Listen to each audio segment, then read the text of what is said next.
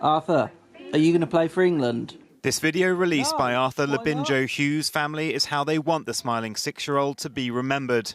So you're going to play for Liverpool, then Tottenham. What about England?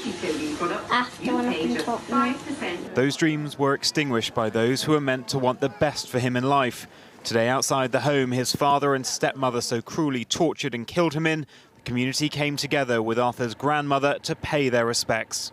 Just a pause here and much understood. But in a sign of just how moved the whole country has been by this tragic case, more football matches were stopped at 6 minutes in a mark of respect for Arthur's all-too-short life.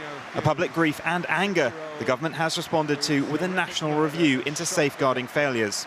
It's right that we look at the criminal justice end, and in between that, I think the job of social workers, particularly those looking at children of at particular risk, we need to learn the lessons. Education Secretary Nadeem Zahawi will unveil the full details in a common statement tomorrow. It's important to note, though, that whilst it's being called a national review, it is just a review of the agencies and the events in Solihull that then might be shared nationally. It's not yet at the level that we've seen in previous cases where you have an independent or judge-led inquiry, which then leads to structural changes.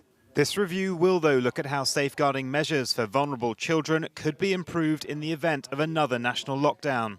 Social workers haven't had the same freedoms to get close to children as they did pre-pandemic.